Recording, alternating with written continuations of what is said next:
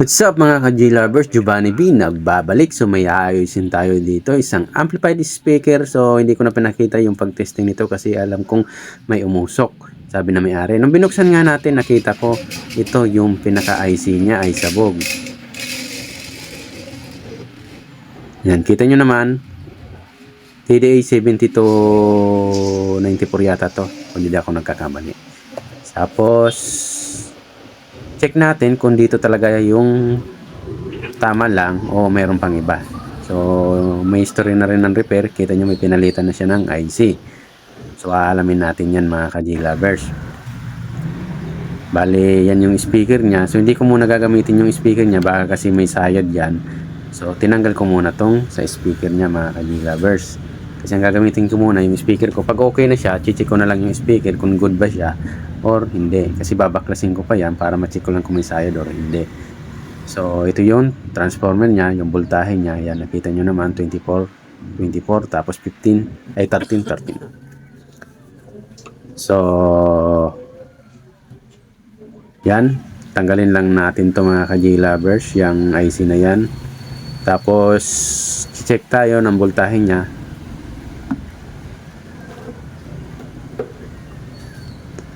para malaman natin kung saan ba yung problema. So, tanggalin ko muna tong IC.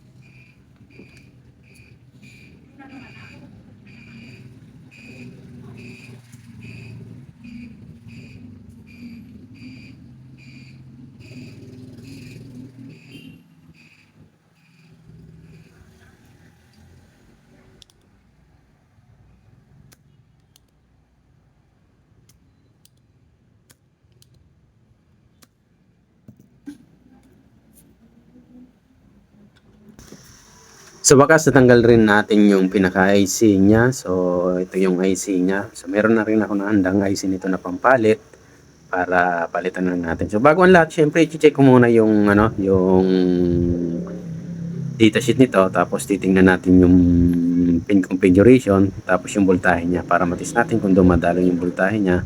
So, mga ganon. So kailangan pa rin para iwas sa birya. Baka kasi lagay tayo ng IC, may problema pala dyan na iba, so delikado rin, baka masira rin yung IC. Yan, kita nyo may history din ng repair yan. So ayusin na lang natin yan, lilinisan natin kung sakali yan, lilinisan lang natin para maganda naman.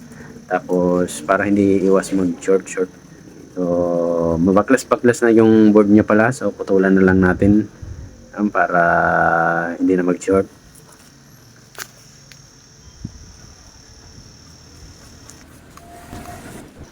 So habang nililinisan natin yan yung pin configuration niya, so yung power niya ay nasa pin number 15 at pin number 13. Yan, negative in, positive. Tapos yung standby niya, kita nyo naman, pin number 9. So sa baba din, standby ground, pin number 1. So yan mga i-check na lang natin. So ito mga ka-G-Lovers, dahil na alam na natin yung pin configuration ng IC, so check natin yung supply niya. So, pin number 15 at pin number 13, nag-check tayo 69 volts. Ang taas naman ito.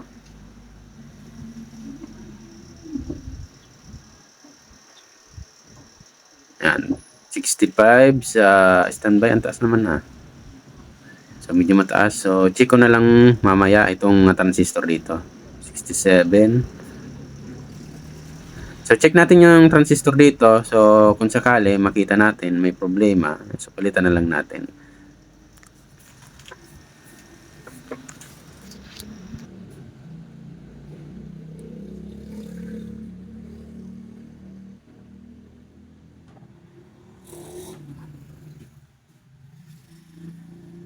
So next naman natin ay check natin kung may tirang voltage yung capacitor para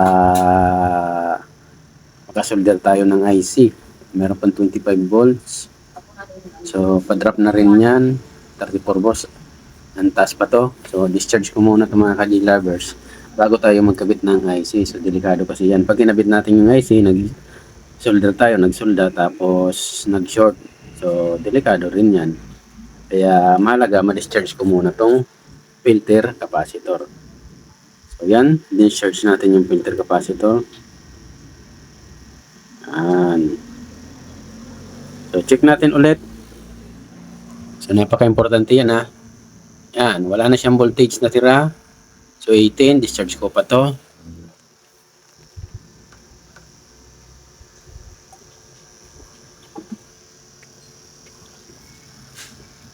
So, tandaan nyo, huwag nyo kalimutan mag-discharge ng capacitor bago magpalit ng IC. So, wala na siya. So, safe na tayo magkabit ng IC. So, next natin, kabit na natin yung IC nito. Yan. Tapos, ay bago pala ang lahat, check ko muna tong mga transistor dito. Kasi ito yung trigger. Papunta yan doon sa pin number 9 para sa standby yata. So, check ko muna to. Baka may problema dito. So, tingnan nga natin anong transistor yung ginamit dito. Lapit ko lang. 551 yata. O, tapos, yung isa pa, check natin. So, dalawa tong isi-check natin ha. So, tingnan natin. OL, mukhang good naman. 0.7. Balik na rin natin. 0.7. Okay, good yung transistor na to. Next naman natin. Yung isa, check natin. Tapos yung resistor, tanggalin ko. Papalitan ko rin to. Kasi mukhang hindi na umaabot sa solder niya. O dito sa may soldahan.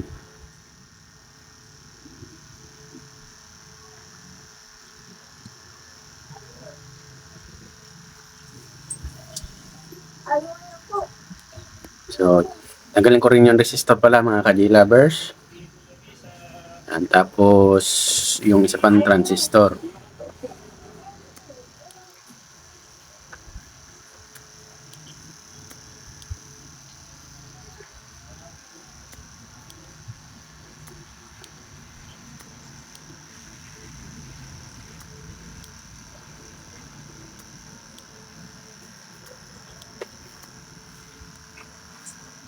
So, ganyan lang yung pag-check natin. So, bago magkabit pala ng IC, check natin yung mga kasama niya. So, yung mga biasing niya na piyesa. So, tinignan natin tong isa. Mukhang kinalawang na. So, kailangan ko na tong palitan, syempre. Pero check ko pa rin kung good siya. Pero kinalawang na siya. May posibilidad na magmamalfunction na to kasi yung paa niya kinalawang na nga.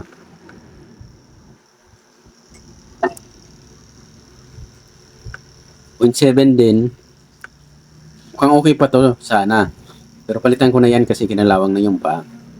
Tapos itong resistor na sinasabi ko sa inyo na mukhang hindi na maabot sa pagkasolda niya. Sagad na kasi. So palitan ko na rin to.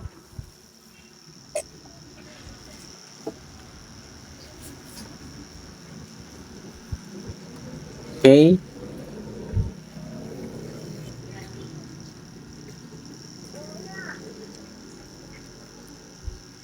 Yan. Ang mixing na naman pa, di ba? Yan, palitan natin 'to.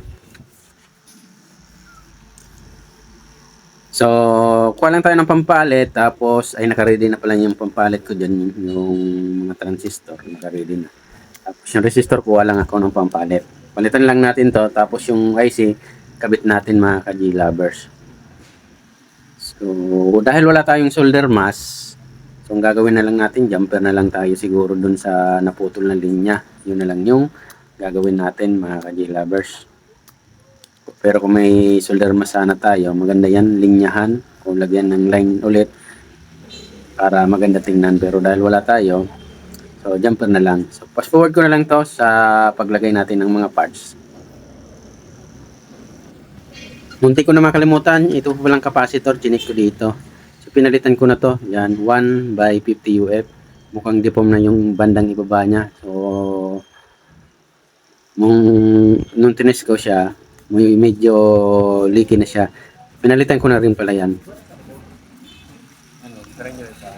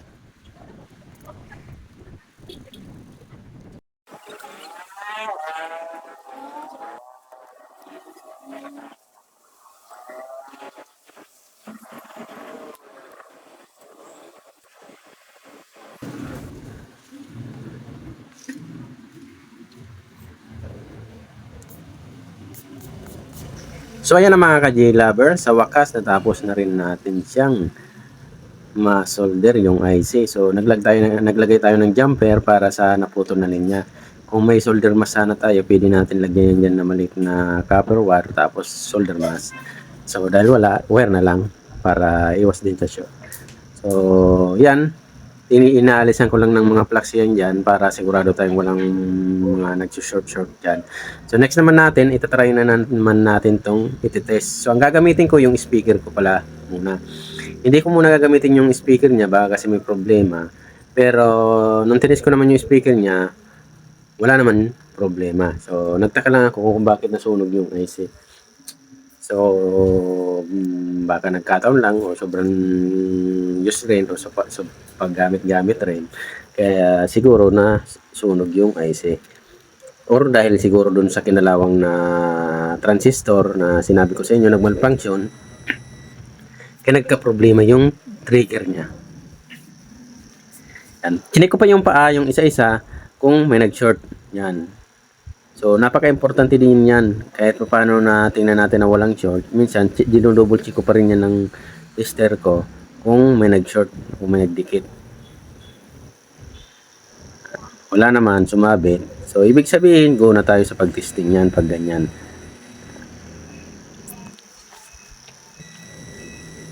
For safety purposes lang mga ka-J-Lovers, double check pa rin natin.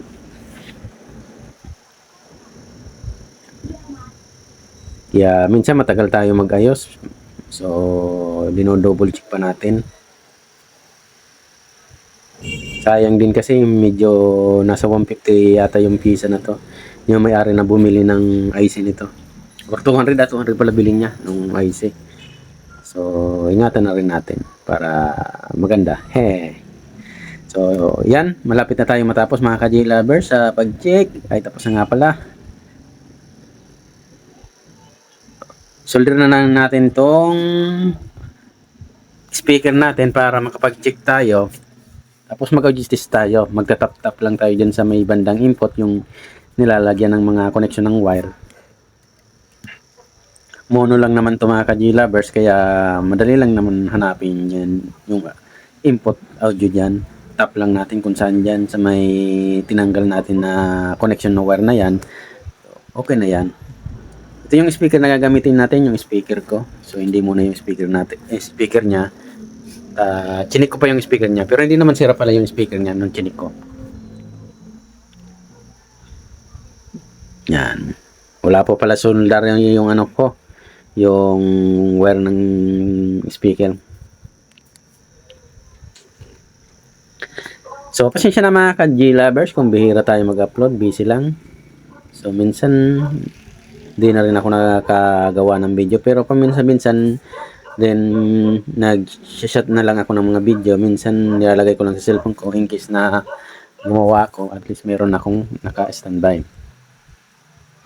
Saka gumagawa rin ako ng mga short, kahit simpleng mga short lang na video, okay na yan. Saka nag-upload na rin ako sa FB page ko mga ka-G-lovers. So bumabalik na ulit ako sa pag-upload. So tinatsaga-tsagaan ko na rin. Almost ilang buwan din akong nahinto sa pag-upload sa FB page, saka dito paputol-putol. So ngayon pabalik-balik na rin. Yan. Tinagal natin tong connection. Yan yung sinasabi ko sa inyo. Plug in natin tapos stop natin. Tingnan natin kung may audio siya.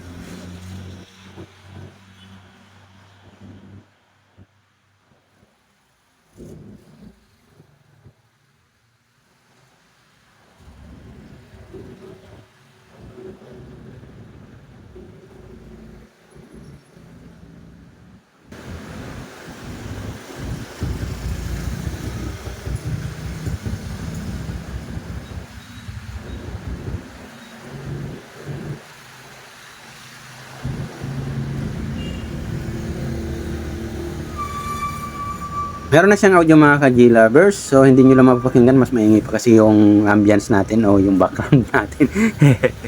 Pero okay na siya, mayroon na siyang audio. Yan yung pagtatap natin, mayroon na siyang audio. So pag personal mo siyang mapapakinggan, mayroon na siyang audio. So next naman natin ay ready for testing tayo. Yan, ready for testing. So nawakan ko yan dyan. Hindi naman umiinit. So bali dito, in-skip ko na lang siya kasi may bumili. So yan. Tapos sinawakan ko na lang yung cellphone ko para matesting natin ng nakapokus. Yan. Testing na natin. FM pala yung gagamitin natin para hindi naman tayo makapit. So putol-putulin ko na lang kasi minsan mayroong tugtog sa FM. Yung pag-plug-in natin, may power naman yan. Hindi lang buo yung display. Ewan ko ba kung hindi buo yung display nito. Pero yan, okay na siya.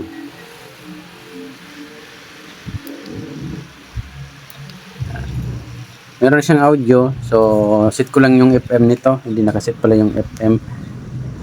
Hinawakan ko yung IC. Hinap ko muna. Hindi naman uminit. Okay. Good.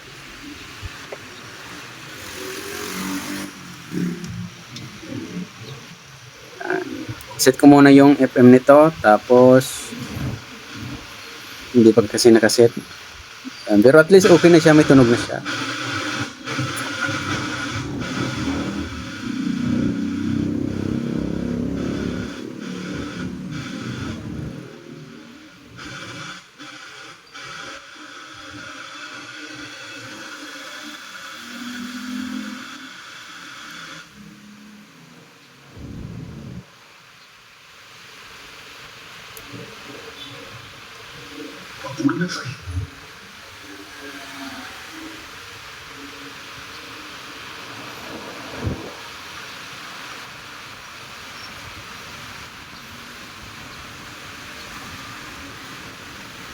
So bali nag-auto-scan na lang muna ako mga ka-G-lovers. Ang hirap pala maghanap ng FM nito.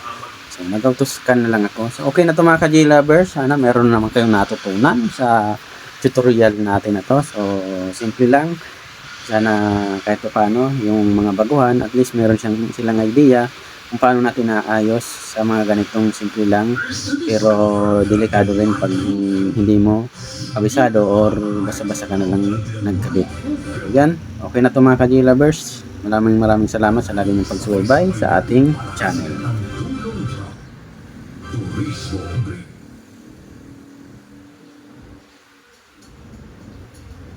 This is 103